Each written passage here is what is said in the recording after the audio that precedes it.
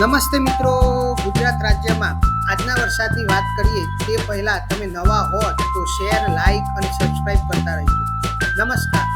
આજે ગુજરાત રાજ્યમાં વર્તમાન પરિસ્થિતિ જોઈએ તો એક 700 એચપીએ ઉપરનો ટ્રફ ઉત્તર ગુજરાતથી લઈને અરબ સાગર સુધી જોવા મળી રહ્યો છે. એક સિસ્ટમ જે લો પ્રેશર ઉપર હતી તે હવે દરિયામાં જતી રહી છે અને બીજી એક સિસ્ટમ એ રાજસ્થાન ઉપર જોવા મળી રહી છે. તેના અનુસંધાને આજે ગુજરાત રાજ્યમાં ક્યાં વરસાદ જોવા મળશે તેની વાત કરીએ તો 700 એચપી ઉપર ગુજરાત રાજ્યમાં ધીમે ધીમે ભેજ જોવા મળી રહ્યો છે. આજે ગુજરાત રિજિયનમાં વધુ વરસાદ જોવા મળશે. આજના વરસાદની વાત કરીએ તો ઉત્તર ગુજરાતના સાબરકાંઠા, બનાસકાંઠા, પાટણ, અરવલ્લી, મહેસાણામાં ભારેથી અતિ ભારે વરસાદ જોવા મળશે. ક્યાંક 5 ઇંચથી પણ વધુ વરસાદ જોવા મળી શકે છે. જ્યારે મધ્ય પૂર્વ ગુજરાતમાં અમદાવાદ, ગાંધીનગર, ખેડા, પંચમહાલ, છોટાઉદેપુર, દાહોદ, આણંદ, વડોદરામાં પણ ભારેથી અતિ ભારે વરસાદ જોવા મળી શકે છે. સ્ટ્રોંગ રીતે સિસ્ટમ જેમ જેમ આગળ જશે તેમ તેમ દક્ષિણ પશ્ચિમ વિસ્તાર, ઉત્તર ગુજરાતના દક્ષિણ પશ્ચિમ વિસ્તારમાં ભારેથી અતિ ભારે વરસાદ જોવા મળશે. ગુજરાત રિજિયનમાં વરસાદના પ્રમાણમાં વધારો જોવા મળી શકે છે.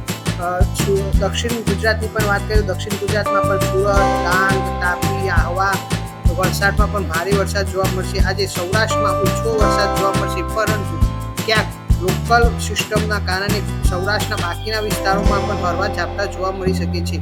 કચ્છની ઉપર પણ આજે સારો એવો ભેજ જોવા મળી રહ્યો છે, જ્યારે કચ્છમાં પણ ભારે વરસાદ જોવા મળી શકે છે. સૌરાષ્ટ્રમાં પણ ભારે વરસાદ જોવા મળી શકે છે. રાજકોટ હોય, સુરેન્દ્રનગર, મોરબી, ગીર સોમનાથ, દેવભૂમિ, દ્વારકા, વેરાવળ, બોટાદ, સુરેન્દ્રનગરમાં પણ ભારે વરસાદ જોવા મળી શકે છે. 850 ઉપર એક સિસ્ટમ જે સ્ટ્રોંગ રીતે હવે ઉપર જઈ રહી છે તેના અનુસંધાને નીચે વરસાદ જોવા મળી શકે છે.